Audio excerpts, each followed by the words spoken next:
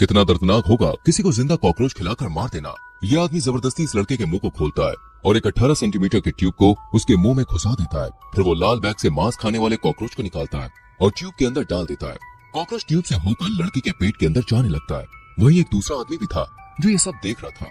वो लड़की की हेल्प नहीं करता और डर कर अपना मुंह बंद कर लेता है क्योंकि अगली बारी उसकी है।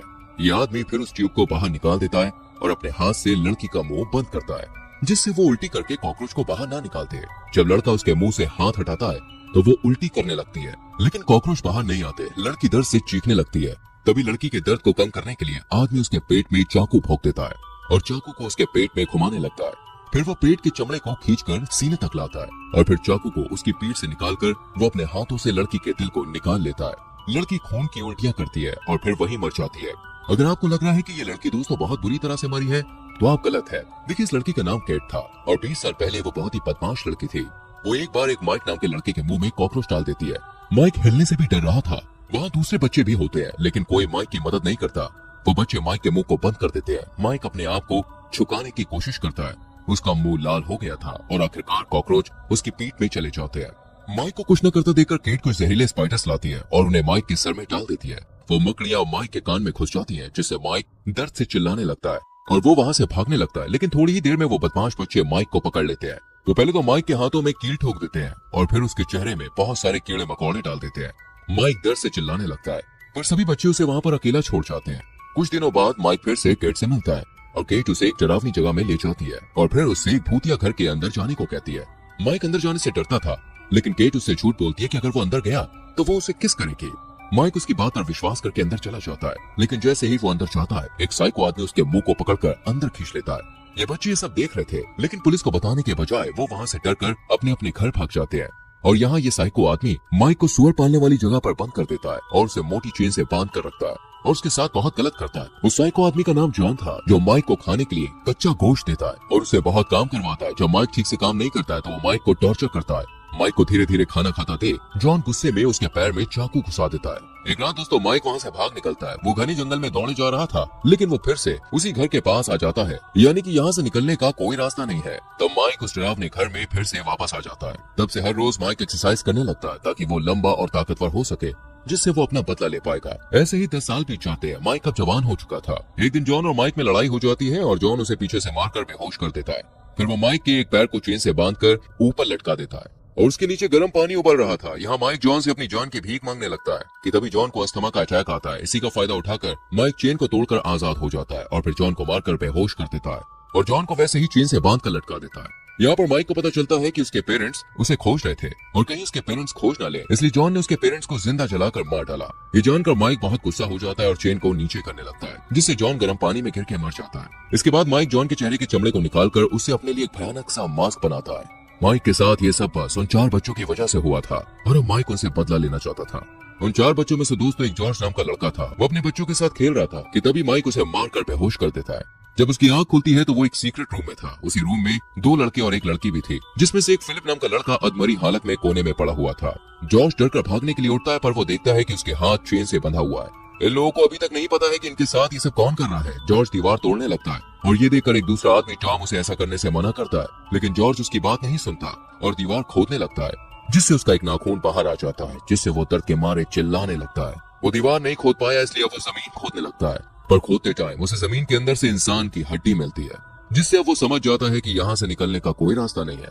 तभी जॉर्ज की नजर ऊपर लगे कैमरा पर जाती है और वो कैमरा के सामने खड़े होकर गाली देने लगता है जिससे केट और टॉम बहुत डर जाते हैं और उससे चुप रहने को कहते हैं। तभी वहाँ माइक आ जाता है जो अपने चेहरे पर डरावना सा मास्क लगाए हुए था जिसे देखकर जॉर्ज डर जाता है। माइक फिलिप को रूम के बीच में लाता है और केट को एक चाकू देता है और उससे फिलिप की बॉडी को काटने के लिए कहता है। इसके बाद माइक जॉर्ज को भी ऐसा करने को कहता है लेकिन जॉर्ज माइक पर ही हमला कर देता है।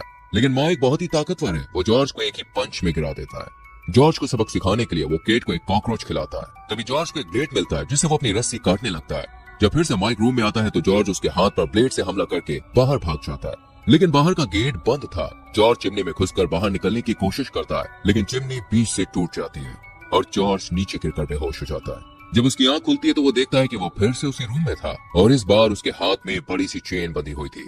तभी माइक एक एक्स लेकर उनके पास आता है और एक्स को टॉम को देता है और टॉम को उस एक्स से जॉर्ज को मारने के लिए कहता है। टॉम जॉर्ज को मारकर बेहोश कर देता है। फिर माइक कुछ कीले टॉम को देता है और जॉर्ज के हाथों में उन कीलों को ठोकने को कहता है। टॉम एक्स की मदद से जॉर्ज के हाथ में कीले ठोकने लगता है, जिससे दर्द के मारे जॉर्ज जोर जोर से चिल्लाता है और दर्द के चलते फिर से बेहोश हो जाता है। जॉर्ज को तड़पता हुआ देखकर माइक को बहुत सुकून मिल रहा था और वो फिर से रूम से बाहर चला जाता है। जॉर्ज को बहुत दर्द हो रहा था, लेकिन वो हिम्मत करके अपने हाथ से उन कीलों को निकाल देता है। जब जॉर्ज का दर्द थोड़ा कम हो जाता है तो वो सोचने लगता है कि ये आदमी कौन है और ये हमें इतना टॉर्चर क्यों कर रहा है। तभी फिलिप बोलता है कि मैंने उसके हाथ में घोड़े का एक टैटू देखा है, जिससे जॉर्ज समझ जाता है कि यह आदमी कोई और नहीं बल्कि माइक है, जिससे हमने 20 साल पहले बहुत टॉर्चर किया था। वो सब माइक से माफी मांगने की सोचते हैं, लेकिन आप सोचिए क्या होगा जब किसी इंसान के कान में बहुत सारी मकड़ी के अंडे अंदर डाल दिए जाए। माइक एक इंजेक्शन में येलो स्पाइडर के अंडे भर कर लाता है और जॉर्ज को उसे केट के कान में डालने के लिए कहता है। जब जॉर्ज ऐसा नहीं करता है तो वो केट को करंट शॉक देने लगता है। उसको तड़पता हुआ देखकर जॉर्ज मान जाता है और फिर वो केट के कान में मकड़ी के अंडे डाल देता है। फिर माइक फिलिप को इतना मारता है कि वो मर जाता है। उसके मरने के बाद दोस्तों वो अपने कमरे में आ जाता है और फिलिप की फोटो में क्रॉस का निशान लगा देता है। वो कैमरे में देखता है कि जॉर्ज और टॉम आपस में लड़ रहे होते हैं। तभी फिर से माइक उस सीक्रेट रूम में आता है। यहाँ जॉर्ज मरने की एक्टिंग कर रहा था और जैसे ही माइक उसे चेक करने के लिए उसके पास जाता है, जॉर्ज उसे पकड़ लेता है और टॉम को उसे मारने को कहता है। केट भी माइक को मारने के लिए आगे बढ़ती है, लेकिन माइक सबको मार के नीचे गिरा देता है और वो टॉम को पकड़ लेता है। वो केट को टॉम की आंख में मांस खाने वाले कीड़े डालने को कहता है। कीड़े उसकी आंख में घुसकर उसकी आंख को खा जाते हैं। माइक जॉर्ज को मारने ही वाला था कि केट उसे बचपन की बातें याद दिलाने लगती है, जिससे डरकर माइक वहाँ से भाग जाता है।